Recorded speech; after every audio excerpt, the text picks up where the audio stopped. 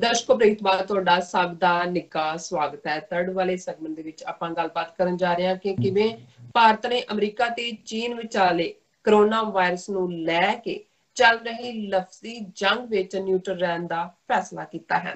ਭਾਰਤ ਐਸਾ ਕਰਨ ਲਈ ਕਿਉਂ ਮਜਬੂਰ ਹੋਇਆ ਹੈ, ਇਸ ਬਾਰੇ ਆਪਾਂ ਡਾਕਟਰ ਸਾਹਿਬ ਕੋਲੋਂ ਉਹਨਾਂ ਦੇ ਵਿਚਾਰ ਸੁਣਨ ਜਾ ਰਹੇ ਹਾਂ। ਸੋ ਇਸੇ ਹੀ ਸੈਗਮੈਂਟ ਦੇ ਵਿੱਚ ਅਸੀਂ ਤੁਹਾਡੀਆਂ ਲਿਖਤਾਂ ਸਾਂਝੀਆਂ ਕਰਾਂਗੇ। ਸੋ ਅਸੀਂ ਚਾਹਾਂਗੇ ਕਿ ਤੁਸੀਂ ਸਾਡੇ ਨਾਲ ਇਸੇ ਤਰ੍ਹਾਂ ਹੀ ਬਣੇ ਰਹਿਣਾ, ਦੇਖਣ ਸੁਣ ਲਈ ਲਿਖਣ ਲਈ ਤੁਹਾਡਾ ਸਭ ਦਾ ਬਹੁਤ ਬਹੁਤ ਸ਼ੁਕਰੀਆ ਜੀ। ਡਾਕਟਰ ਸਾਹਿਬ ਕੀ ਕਹਿਣਾ ਚਾਹੋਗੇ?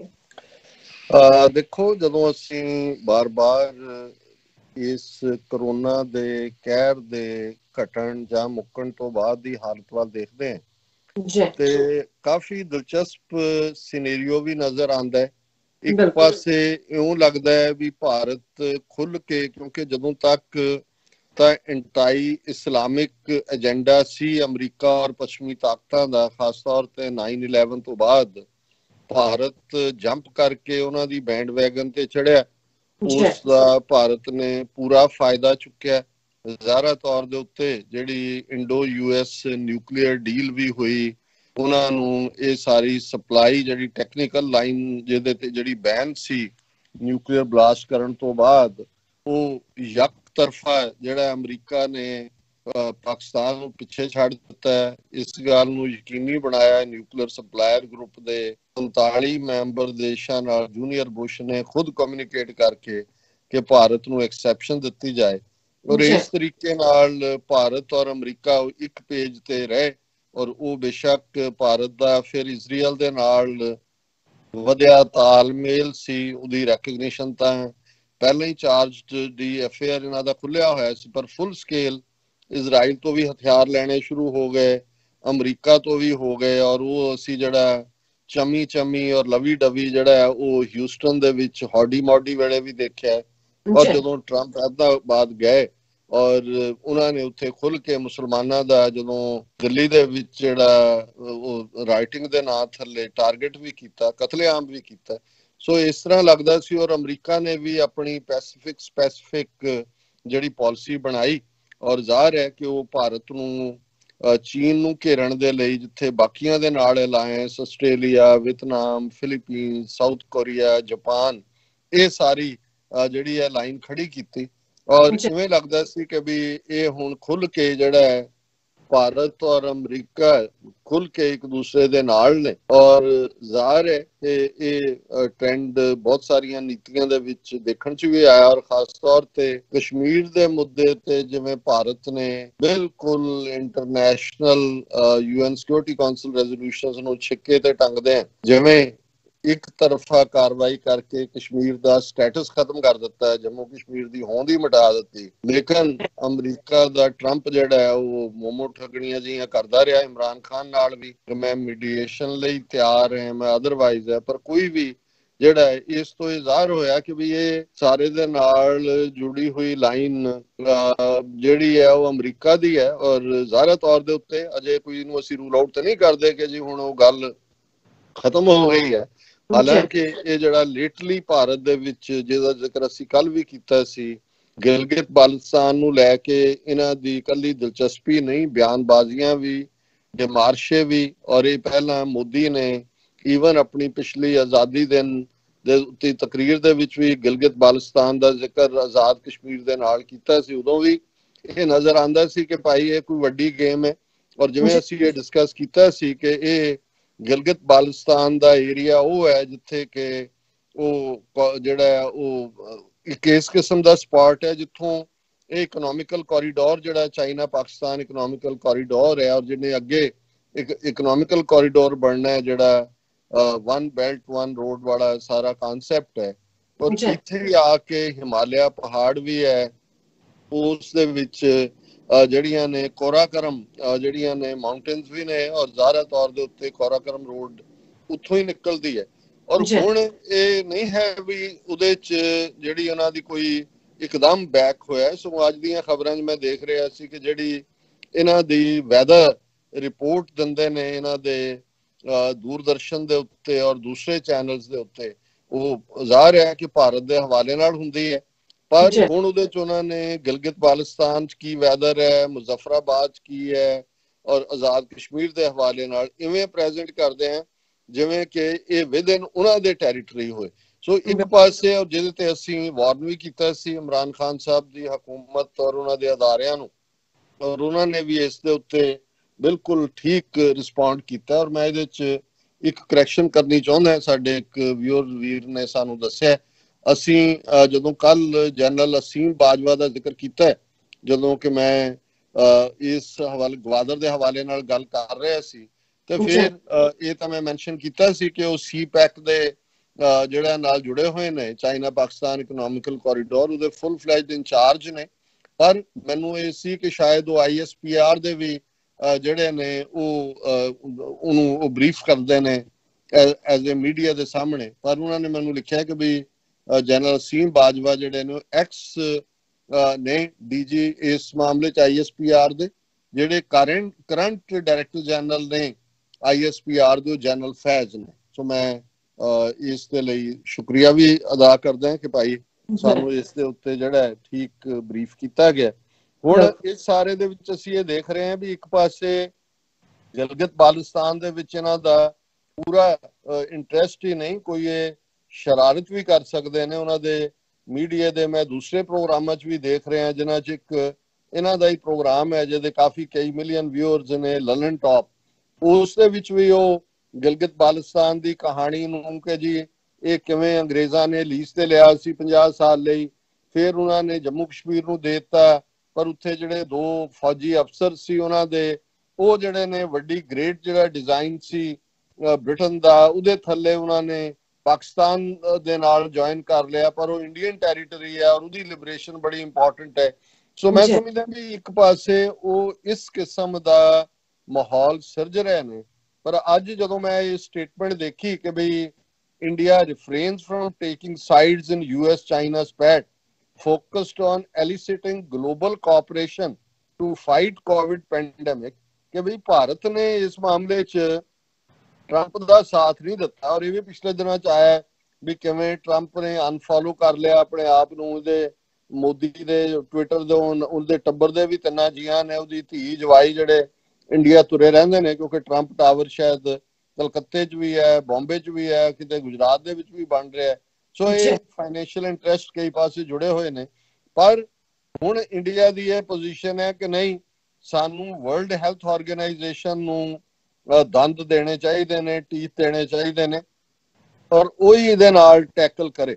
ਔਰ ਹੁਣ ਇਹ ਜਿਹੜਾ ਮੂੰਹ ਖਾਂਦਾ ਅੱਖਾਂ ਸ਼ਰਮਾਂਦੀਆਂ ਵਾਂਗ ਇਹ ਸਾਹਮਣੇ ਆਇਆ ਕਿ ਇਨਫੈਕਟ ਨਾਲ ਦੀ ਨਾਲ ਇਹ ਆਇਆ ਕਿ ਭਾਰਤ ਨੇ ਚੀਨ ਦੇ ਨਾਲ, ਜਿਹੜਾ ਚੀਨ ਦਾ ਹੀ ਬੈਂਕ ਹੈ, ਚਾਈਨਾ ਡੋਮੀਨੇਟਡ ਹੈ, ਏਸ਼ੀਅਨ ਇਨਫਰਾਸਟ੍ਰਕਚਰ ਇਨਵੈਸਟਮੈਂਟ ਬੈਂਕ, ਉਹਨਾਂ ਨੇ $500 ਮਿਲੀਅਨ ਇੰਡੀਆ ਨੂੰ ਦਿੱਤੇ ਨੇ ਕੋਵਿਡ ਪ੍ਰੋਜੈਕਟ ਦੇ ਥੱਲੇ, ਤਾਂ ਕਿ ਜਿਹੜਾ ਇਹਦੇ ਨਾਲ ਕੋਵਿਡ ਨਾਲ ਕਿਵੇਂ ਜਿਹੜਾ ਲੜਾਈ ਕੀਤੀ ਜਾਏ। ਸੋ $500 ਮਿਲੀਅਨ ਇਸ ਏਸ਼ੀਅਨ ਇਨਫਰਾਸਟ੍ਰਕਚਰ ਇਨਵੈਸਟਮੈਂਟ ਬੈਂਕ ਚੋਂ ਆ ਰਹੇ ਨੇ। ਫਿਰ ਅਸੀਂ ਦੂਸਰੇ ਪਾਸੇ ਦੇਖਦੇ ਹਾਂ ਕਿ ਆਲਰੇਡੀ ਸ਼ੰਘਾਈ ਬੇਸਡ ਇੱਕ ਨਿਊ ਡਿਵੈਲਪਮੈਂਟ ਬੈਂਕ ਹੈ, ਜਿਹੜਾ ਜ਼ਾਹਰ ਹੈ ਚਾਈਨਾ ਨੇ ਵਰਲਡ ਬੈਂਕ ਦੇ ਬਰਾਬਰ ਖੜਾ ਕੀਤਾ ਹੋਇਆ, ਉਸ ਤੋਂ ਆਲਰੇਡੀ ਇੰਡੀਆ ਨੇ $1 ਬਿਲੀਅਨ ਲਿਆ।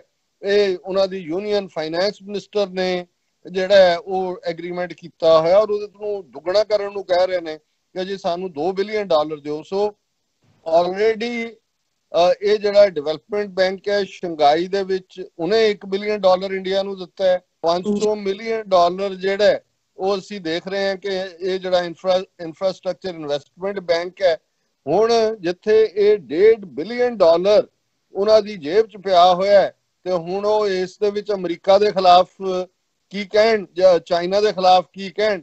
ਹੁਣ ਅਮਰੀਕਾ ਦੇ ਖਿਲਾਫ ਵੀ ਨਹੀਂ ਕਹਿ ਸਕਦੇ, ਕਿਉਂਕਿ ਇਹ ਵੀ ਸਾਹਮਣੇ ਆਇਆ ਕਿ ਵਰਲਡ ਬੈਂਕ ਤੋਂ, ਜਿਹਦੇ ਤੇ ਜ਼ਾਹਰ ਹੈ ਵਰਲਡ ਬੈਂਕ ਦੇ ਵਿੱਚ ਅਮਰੀਕਾ ਦੇ ਸ਼ੇਅਰ ਜ਼ਿਆਦਾ ਨੇ, ਔਰ ਇਸ ਸਾਰੇ ਚੋਂ ਉਹਨਾਂ ਨੇ ਜਿਹੜਾ $1 ਬਿਲੀਅਨ ਵਰਲਡ ਬੈਂਕ ਤੋਂ ਵੀ ਲਿਆ। ਹੁਣ ਜੇ ਉੱਥੇ ਮਜ਼ਦੂਰਾਂ ਤੋਂ ਪੈਸੇ ਵਸੂਲ ਕੀਤੇ ਜਾ ਰਹੇ ਨੇ ਕਿ ਜੇ ਉਹਨਾਂ ਨੇ ਟ੍ਰੇਨਾਂ 'ਚ ਜਾਣਾ ਹੈ, ਭੁੱਖੇ ਮਰ ਰਹੇ ਨੇ, ਜਿਹੜੀਆਂ ਦੂਸਰੀਆਂ ਨੇ NGOs ਉਹ ਖਾਣਾ ਖਵਾ ਰਹੀਆਂ, ਕੋਈ ਇਹ ਪੁੱਛ ਸਕਦਾ ਹੈ ਵੀ $1 ਬਿਲੀਅਨ ਵਰਲਡ ਬੈਂਕ ਨੇ ਦਿੱਤਾ ਹੈ ਇਸ ਕਰੋਨਾ ਦੇ ਲਈ, $1.5 ਬਿਲੀਅਨ ਜਿਹੜਾ ਉਹ ਏਸ਼ੀਅਨ ਡਿਵੈਲਪਮੈਂਟ ਬੈਂਕ ਨੇ ਦਿੱਤਾ ਹੈ, 500 ਮਿਲੀਅਨ ਜਿਹੜਾ ਉਹ ਤੁਹਾਡੇ ਕੋਲ ਇਨਫਰਾਸਟ੍ਰਕਚਰ ਇਨਵੈਸਟਮੈਂਟ ਬੈਂਕ ਚੋਂ ਆਇਆ, ਤੇ ਸਾਰੇ ਕਿੱਥੇ ਗਏ ਇੰਨੇ ਬਿਲੀਅਨ ਡਾਲਰ? ਤੁਸੀਂ ਇਹਨਾਂ ਨੂੰ $1 ਨੂੰ 75-80 ਰੁਪਏ ਨਾਲ ਜਰਬ ਦਿਓ ਤੇ ਖਰਬਾਂ ਰੁਪਏ ਬਣ ਜਾਂਦੇ ਨੇ।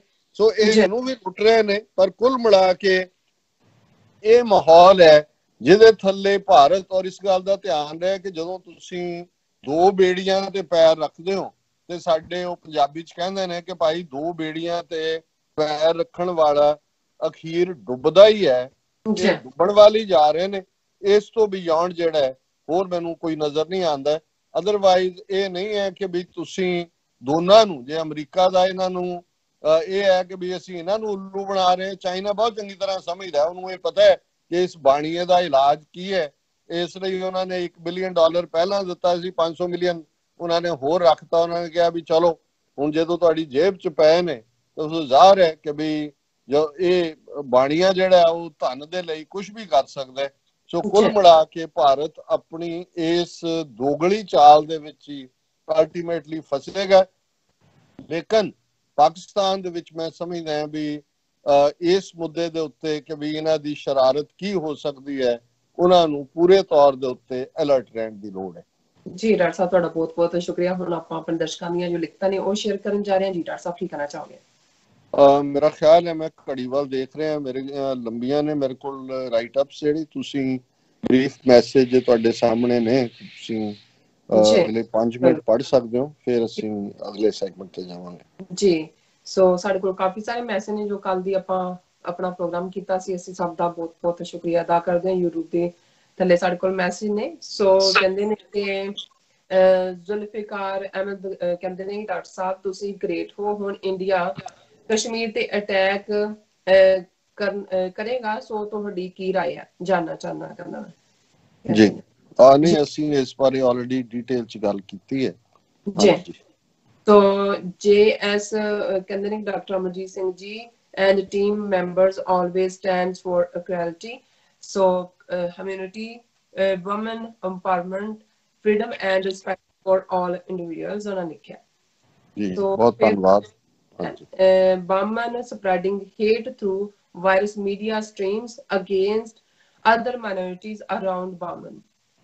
तो फिर सारे को मैसेज है फयाज लॉन्च दा, डॉक्टर साहब एक सवाल आप से करना चाहता हूं कि मेरे सिख नौजवान भाई बहन करतारपुर आने से क्यों डरते हैं?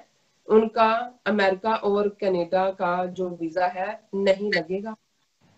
नहीं, देखो ਹੁਣ ਤਾਂ ਵੈਸੇ ਹੀ ਸਭ ਕੁਝ ਬੰਦ ਹੈ, ਕਿਉਂਕਿ ਕਰਤਾਰਪੁਰ ਸਾਹਿਬ ਵੀ ਔਰ ਇਵਨ ਨਨਕਾਣਾ ਸਾਹਿਬ ਸਾਰੇ ਪਾਸੇ ਇੱਕ ਸਟੇਜ ਤੇ ਇਹ ਮਿਸ ਇਨਫੋਰਮੇਸ਼ਨ ਇਹਨਾਂ ਨੇ ਫੈਲਾਈ ਜ਼ਰੂਰ ਸੀ ਔਰ ਇਸ ਦਾ ਥੋੜਾ ਬਹੁਤ ਅਸਰ ਵੀ ਸੀ। ਪਰ ਕੁੱਲ ਮਿਲਾ ਕੇ ਇਵਨ ਬਹੁਤ ਪਾਬੰਦੀਆਂ ਦੇ ਬਾਵਜੂਦ ਇਹਦੇ 'ਚ ਪਾਸਪੋਰਟ ਵੀ ਹੈ ਔਰ ਡਬਲ ਚੈਕਿੰਗ ਹੈ, ਪੁਲਿਸ ਇਨਕੁਆਇਰੀ ਹੈ, ਹਰਾਸਮੈਂਟ ਹੈ। 1 ਲੱਖ ਤੋਂ ਜ਼ਿਆਦਾ ਸਿੱਖ ਜਦੋਂ ਦਾ ਇਹ ਖੁੱਲਿਆ ਭਾਰਤ ਵਾਲੇ ਪਾਸਿਓਂ ਉਹ ਕਰਤਾਰਪੁਰ ਸਾਹਿਬ ਆ ਚੁੱਕੇ ਨੇ। ਇਨੀਸ਼ੀਅਲੀ ਇਹ ਵੀ ਭਾਰਤੀ ਮੀਡੀਆ ਨੇ ਹੀ ਇਸ ਕਿਸਮ ਦੀ ਮਿਸ ਇਨਫੋਰਮੇਸ਼ਨ ਫੈਲਾਈ ਸੀ, ਜਿਹਦਾ ਜ਼ਰੂਰ ਅਸਰ ਹੋਇਆ ਸੀ ਸ਼ੁਰੂ 'ਚ, ਲੇਕਿਨ ਬਾਅਦ 'ਚ ਨਹੀਂ। ਹੁਣ ਤਾਂ ਕਰੋਨਾ ਦੇ ਇਸ ਸਾਰੇ ਖੌਫ ਨੇ ਸਾਰਾ ਕੁਝ ਹੀ ਸਾਰੇ ਪਾਸੇ ਬੰਦ ਕੀਤਾ ਹੋਇਆ। ਸੋ ਮੈਂ ਸਮਝਦਾ ਵੀ ਜਿਉਂ ਹੀ ਇਹ ਸਥਿਤੀ ਨਾਰਮਲ ਹੁੰਦੀ ਹੈ, ਵੱਡੀ ਗਿਣਤੀ ਦੇ ਵਿੱਚ ਸਿੱਖ ਡਾਇਸਪੋਰਾ 'ਚੋਂ ਵੀ ਔਰ ਪੰਜਾਬ ਜਾਂ ਉੱਥੋਂ ਭਾਰਤ 'ਚੋਂ ਤਾਂ ਜਿਵੇਂ ਪਾਸਪੋਰਟ ਪ੍ਰੋਸੈਸ 'ਚੋਂ ਜਿੰਨੇ ਕਲੀਅਰ ਹੁੰਦੇ ਨੇ ਉਹ ਆਉਂਦੇ ਰਹਿਣਗੇ। ਇਸ ਬਾਰੇ ਜਿਹੜਾ ਸਾਨੂੰ ਪੂਰਾ ਯਕੀਨ ਹੈ। ਜੀ, ਸ਼ਫਾਕ ਅਲੀ ਜੀ ਕਹਿੰਦੇ ਡਾਕਟਰ ਸਾਹਿਬ ਤੁਸੀਂ ਗ੍ਰੇਟ ਹੋ। ਗ੍ਰੇਟ ਅਹਿਮਦ ਕਹਿੰਦੇ ਨੇ ਕਿ doctor Sahib great journalist, we love you great sir, good journalism, keep it। तो ਮੈਂ ਦੇਖ ਰਿਹਾ ਉਸਮਾਨ ਜ਼ੈਦੀ ਸਾਹਿਬ ਨੇ ਕਿਹਾ ਸਲਾਮ ਸਰਦਾਰ ਜੀ, ਸਲਾਮਤ ਰਹੋ ਤੁਸੀਂ ਸਾਰੇ। ਤੁਸੀਂ ਕਦੇ ਜਵਾਬ ਤਾਂ ਨਹੀਂ ਦਿੱਤਾ ਮੇਰੇ ਸਵਾਲ ਦਾ, ਪਰ ਮੈਂ ਸਿਰਫ ਇੰਨਾ ਕਹਿਣਾ ਚਾਹੁੰਦਾ ਕਿ ਇੱਕ ਨਾ ਇੱਕ ਦਿਨ ਇੰਡੀਆ ਵਿੱਚ ਸਭ ਨੂੰ ਇੱਕ ਹੋਣਾ ਪਏਗਾ, ਅਹਿਸਾਸ ਜ਼ਰੂਰ ਹੋਏਗਾ। ਉਸਮਾਨ ਜ਼ੈਦੀ ਜੀ, ਤੁਹਾਡੀ ਸ਼ਿਕਾਇਤ ਸਿਰ ਮੱਥੇ, ਪਰ ਮੈਨੂੰ ਯਾਦ ਨਹੀਂ ਹੈ ਕਿ ਮੈਂ ਤੁਹਾਡੀ ਕਦੇ ਕੋਈ ਈਮੇਲ ਦੇਖੀ ਹੋਏ ਜਿਹਦਾ ਮੈਂ ਜਵਾਬ ਨਾ ਦਿੱਤਾ ਹੋਏ। ਸੋ ਕਈ ਵਾਰ ਇਹ ਜ਼ਰੂਰ ਹੈ ਕਿਉਂਕਿ ਕਮੈਂਟਸ ਸੈਂਕੜਿਆਂ 'ਚ ਹੁੰਦੇ ਨੇ, ਅਸੀਂ ਪੜ੍ਹ ਜ਼ਰੂਰ ਲੈਂਦੇ ਹਾਂ, ਹਰ ਇੱਕ ਜਿਹੜਾ ਉਹ ਜਵਾਬ ਦੇ ਲਈ ਨਹੀਂ ਕੱਢਿਆ ਜਾਂਦਾ। ਪਰ ਜੇ ਤੁਸੀਂ ਈਮੇਲ sos@tv84.tv ਤੇ ਲਿਖੋ, ਉਹ ਬੇਸ਼ੱਕ ਹਫ਼ਤਾ 2 ਹਫ਼ਤੇ ਲੇਟ ਹੋ ਸਕਦੀ ਹੈ, ਪਰ ਉਹਨੂੰ ਅਸੀਂ ਜ਼ਰੂਰ ਜਿਹੜਾ ਉਹ ਆਪਣੀ ਵਿਚਾਰ ਚਰਚਾ ਦਾ ਹਿੱਸਾ ਬਣਾਉਂਦੇ ਆ। ਜੀ ਉਮਰ ਖਾਨ ਕਹਿੰਦੇ ਨੇ ਕਿ how do you C world after corona? ਹਾਂਜੀ, ਕਹਿੰਦੇ ਨੇ ਉਮਰ ਖਾਨ ਕਹਿੰਦੇ ਨੇ how do you C world after corona? ਹਾਂ, ਉਹ ਅੱਜ ਸਾਡਾ ਪਹਿਲਾ ਸਬਜੈਕਟ ਹੀ ਸੀ, ਕੱਲ ਵੀ ਅਸੀਂ ਜ਼ਿਕਰ ਕੀਤਾ ਸੀ। ਔਰ ਮੈਂ ਦੇਖ ਰਿਹਾ ਸਾਡੇ ਵੀਰ ਗੁਰਦਰਸ਼ਨ ਸਿੰਘ ਹੋਰਾਂ ਦਾ ਵੀ ਕਮੈਂਟ ਹੈ ਕਿ ਉਹਨਾਂ ਨੇ ਕਿਹਾ ਕਿ ਵੀ ਜੀ ਤੁਸੀਂ ਜਿਹੜਾ ਜਦੋਂ COVID-19 ਫਿਗਰਸ ਨੂੰ ਕੋਟ ਕਰਦੇ ਹੋ ਤੇ ਤੁਸੀਂ ਇੰਗਲਿਸ਼ ਨਾ ਇਸਤੇਮਾਲ ਕਰੋ, ਜਾਂ ਪੰਜਾਬੀ ਹੋਏ ਜਾਂ ਇੰਗਲਿਸ਼ ਹੋਏ। ਵੀਰ ਗੁਰਦਰਸ਼ਨ ਸਿੰਘ ਜੀ, ਗੱਲ ਇਹ ਹੈ ਕਿ ਵੀ ਜੇ ਤਾਂ ਕਿਸੇ ਜ਼ਬਾਨ ਨਾਲ ਰਿਲੇਟਡ ਉਹਦੀ ਗ੍ਰਾਮਰ ਦਾ ਇਮਤਿਹਾਨ ਹੋ ਰਿਹਾ ਹੋਏ ਜਾਂ ਉਸ ਲੈਂਗੁਏਜ ਦਾ ਹੋਏ, ਫਿਰ ਤਾਂ ਜ਼ਾਹਰ ਹੈ ਕਿ ਇਹੀ ਗੱਲ ਕਹੀ ਜਾ ਸਕਦੀ ਹੈ। ਹੁਣ ਤੁਸੀਂ ਵੀ ਅੰਗਰੇਜ਼ੀ ਦੇ ਵਿੱਚ ਹੀ ਲਿਖਿਆ ਜ਼ਾਹਰਾ ਤੌਰ ਤੇ, ਫਤਿਹ ਜਿਹੜਾ ਸਾਡਾ ਪੰਜਾਬੀ ਗ੍ਰੀਟਿੰਗ ਹੈ ਉਹ ਵੀ ਤੁਸੀਂ ਅੰਗਰੇਜ਼ੀ ਦੇ ਵਿੱਚ ਲਿਖਿਆ। ਤੇ ਜੇ ਅਸੀਂ ਗੁਰੂ ਗ੍ਰੰਥ ਸਾਹਿਬ ਦੇ ਹਵਾਲੇ ਨਾਲ ਦੇਖਦੇ ਹਾਂ, ਜਿਹਦੇ 'ਚ ਅਸੀਂ ਬੜੇ ਫਖਰ ਨਾਲ ਕਹਿੰਦੇ ਹਾਂ ਕਿ 22-23 ਜ਼ਬਾਨਾਂ ਦੇ ਲਫ਼ਜ਼ ਗੁਰੂ ਸਾਹਿਬ ਨੇ ਇਸਤੇਮਾਲ ਕੀਤੇ ਨੇ, ਸੋ ਜ਼ਾਹਰ ਹੈ ਵੀ ਗੱਲ ਬਹੁਤ ਵਾਰ ਮੈਸੇਜ ਦੇ ਪਹੁੰਚਾਉਣ ਦੀ ਹੁੰਦੀ ਹੈ। ਮੈਂ ਐਪਰੀਸ਼ੀਏਟ ਕਰਦਾ ਜਿਹੜੇ ਬਿਲਕੁਲ ਐਂਗਲਿਸਾਈਜ਼ਡ ਅੰਗਰੇਜ਼ੀ ਬੋਲਦੇ ਨੇ ਔਰ ਐਪਲ ਨੂੰ ਐਨ ਐਪਲ ਕਹਿੰਦੇ ਨੇ, ਜਾਂ ਜਿਹੜੇ ਪੰਜਾਬੀ ਸ਼ੁੱਧ ਪੇਂਡੂ ਠੇਠ ਅੰਦਾਜ਼ 'ਚ ਬੋਲਦੇ ਨੇ। ਪਰ ਕਿਉਂਕਿ ਸਾਡੀ ਆਡੀਅנס ਦੇ ਵਿੱਚ, ਹੁਣ ਜੇ ਮੈਂ ਆਡੀਅנס ਲਫ਼ਜ਼ ਵੀ ਅੰਗਰੇਜ਼ੀ ਦਾ ਕਹਿ ਰਿਹਾ ਤੇ ਜੇ ਮੈਂ ਦੋਨੋਂ ਪਾਸਿਆਂ ਦੇ ਪੰਜਾਬੀ ਦੇ ਲਫ਼ਜ਼ ਦੇਖਾਂ ਤੇ ਉਹ ਫਿਰ ਦੋਨੋਂ ਹੀ ਇੱਕ ਦੂਸਰੇ ਨੂੰ ਵੀ ਪੰਜਾਬੀ ਵੀ ਸਮਝ ਨਹੀਂ ਆਏਗੀ, ਕਿਉਂਕਿ ਇਹਦੇ 'ਚ ਕੋਈ ਸ਼ੱਕ ਨਹੀਂ ਹੈ ਕਿ ਸਮੇਂ ਦੇ ਨਾਲ ਸਾਡੇ ਲਹਿੰਦੇ ਪੰਜਾਬ ਦੀ ਪੰਜਾਬੀ ਦੇ ਵਿੱਚ ਕਾਫੀ ਲਫ਼ਜ਼ ਉਰਦੂ, ਅਰਬੀ, ਫਾਰਸੀ ਦੇ ਨੇ, ਔਰ ਸਾਡੀ ਇਧਰਲੀ ਜ਼ਬਾਨ ਦੇ ਵਿੱਚ ਕਾਫੀ ਲਫ਼ਜ਼ ਹਿੰਦੀ, ਸੰਸਕ੍ਰਿਤ ਔਰ ਈਵਨ ਇਹ ਜਿਹੜੀ ਫਿਲਮੀ ਦੁਨੀਆ ਇਹਦੇ ਆਏ ਨੇ। ਸੋ ਮੇਰੀ ਇਹ ਕੋਸ਼ਿਸ਼ ਹੁੰਦੀ ਹੈ ਕਿ ਮੈਂ ਜਦੋਂ ਇੱਕ ਲਫ਼ਜ਼ ਅੰਗਰੇਜ਼ੀ ਦਾ ਵੀ ਉਹਦੇ ਨੇੜੇ ਢੁਕਵਾਂ, ਕੋਈ ਜਿਹੜਾ ਪੰਜਾਬੀ ਦਾ ਲਫ਼ਜ਼ ਵੀ ਆਉਂਦਾ, ਇਸ ਲਈ ਮੈਂ ਇੱਕੋ ਲਫ਼ਜ਼ ਲਈ ਕਈ ਵਾਰੀ ਮਲਟੀਪਲ ਲਫ਼ਜ਼ ਵੀ, ਹੁਣ ਮੈਂ ਲਫ਼ਜ਼ ਵੀ ਇਸ ਲਈ ਇਸਤੇਮਾਲ ਕਰ ਰਿਹਾ ਕਿ ਜੇ ਮੈਂ ਸ਼ਬਦ ਇਸਤੇਮਾਲ ਕਰਦਾ ਲਫ਼ਜ਼ ਤੇ ਕਈ ਵਾਰ ਸ਼ਬਦ ਸਾਨੂੰ ਸਮਝ ਆਉਂਦਾ, ਇਧਰ ਦੂਜੇ ਪਾਸੇ ਸ਼ਬਦ ਪਹੁੰਚਦਿਆਂ ਲਫ਼ਜ਼ ਬਣ ਜਾਂਦਾ। ਸੋ ਮੇਰਾ ਖਿਆਲ ਹੈ ਵੀ ਇਸ ਗੱਲ ਦੇ ਵੱਲ ਅਸੀਂ ਜ਼ਿਆਦਾ ਤਵੱਜੋ ਦੇਣ ਦੀ ਥਾਂ ਤੇ ਤਵੱਜੋ ਮੈਸੇਜ ਵੱਲ ਦਈਏ ਕਿ ਭਾਈ ਜਿੱਦਾਂ ਤੱਕ ਅਸੀਂ ਪਹੁੰਚਾਣੀ ਹੈ ਗੱਲ, ਉਹਨਾਂ ਤੱਕ ਉਹ ਗੱਲ ਪਹੁੰਚ ਜਾਏ। ਔਰ ਵੈਸੇ ਤੁਸੀਂ ਦੇਖਦੇ ਹੋ, ਤੁਸੀਂ ਇਹ ਗੱਲ ਸਾਨੂੰ ਦੱਸੀ है, ਤੁਹਾਡਾ शुक्रिया।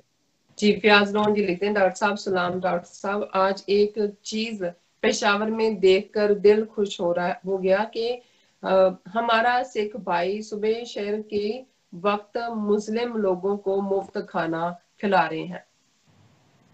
ਦੇਖੋ, ਸਾਨੂੰ ਇੱਕ ਵੀਡੀਓ ਕਲਿੱਪ ਵੀ ਇਹਦੇ ਉੱਤੇ ਇੱਕ ਵੀਰ ਨੇ ਭੇਜੀ ਸੀ, ਸ਼ਾਇਦ ਜਤਿੰਦਰ ਸਿੰਘ ਨਾਂ ਹੈ ਉਹਨਾਂ ਦਾ, ਔਰ ਲੋਕਲ ਟੀਵੀ ਚੈਨਲ ਨੇ ਵੀ ਕਵਰ ਕੀਤਾ। ਪਰ ਹੁਣ ਜਿਵੇਂ ਅਸੀਂ ਘਰਾਂ 'ਚੋਂ ਬੈਠੇ ਕਰ ਰਹੇ ਹਾਂ, ਸੋ ਬਹੁਤ ਵਾਰ ਅਸੀਂ ਦਿਖਾ ਨਹੀਂ ਸਕਦੇ, ਪਰ ਇਹ ਮੈਂ ਸਮਝਦਾ ਵੀ ਸਪਿਰਿਟ ਗੁਰੂ ਨੇ ਦਿੱਤੀ ਹੋਈ ਹੈ। ਹਾਲਾਂ ਪਿਛਲੇ ਦਿਨਾਂ 'ਚ ਜਦੋਂ ਇਹਨਾਂ ਨੇ ਤਖ਼ਤ ਸ੍ਰੀ ਹਜ਼ੂਰ ਸਾਹਿਬ ਦੇ ਯਾਤਰੂਆਂ ਦੇ ਬਹਾਨੇ ਸਾਰੀ ਸਿੱਖ ਕੌਮ ਨੂੰ ਬਦਨਾਮ ਕੀਤਾ ਕਿ ਭਾਈ ਇਹ ਕਰੋਨਾ ਲੈ ਕੇ ਉੱਥੋਂ ਆਏ ਨੇ, ਤੇ ਮੈਂ ਜਿਹੜਾ ਸੋਸ਼ਲ ਮੀਡੀਆ ਦੀ ਪੋਸਟ ਦਾ ਜ਼ਿਕਰ ਕਰਦੇ ਆ ਇਹ ਕਿਹਾ, ਮੈਂ ਕਿਹਾ ਜੀ ਇਹਨਾਂ ਦੇ ਲੰਗਰ ਬੰਦ ਕਰ ਦਿਓ ਉੱਥੇ, ਔਰ ਇਹਨਾਂ ਦੀ ਹੋਸ਼ ਟਿਕਾਣੇ ਆ ਜਾਏਗੀ। ਤੇ ਸਾਡੇ ਬੜੇ ਪਿਆਰੇ ਮਲਕ ਸਾਹਿਬ ਜਿਹੜੇ ਅਕਸਰ ਸਾਨੂੰ ਬੜੀ ਕੀਮਤੀ ਇਨਪੁਟ ਵੀ ਦਿੰਦੇ ਨੇ, ਉਹਨਾਂ ਦੇ ਅਗਲੇ ਦਿਨ 2-3 ਵਾਰੀ ਮਿਸਡ ਕਾਲ, ਜਦੋਂ ਮੈਂ ਚੌਥੀ ਜਦੋਂ ਤੱਕ ਮੈਂ ਸੁਣੀ ਤੇ ਉਹ ਥੋੜੇ ਜਿਹੇ ਪਰੇਸ਼ਾਨ ਸੀ। ਮੈਨੂੰ ਕਹਿਣ ਲੱਗੇ, ਡਾਕਟਰ ਸਾਹਿਬ ਤੁਸੀਂ ਗੁੱਸੇ 'ਚ ਕੀ ਕਹਿ ਦਿੱਤਾ? ਮੈਂ ਕਿਹਾ ਜੀ ਕੀ ਕਹਿ ਦਿੱਤਾ? ਕਹਿੰਦੇ ਜੀ ਲੰਗਰ ਬੰਦ ਕਰ ਦਿਓ।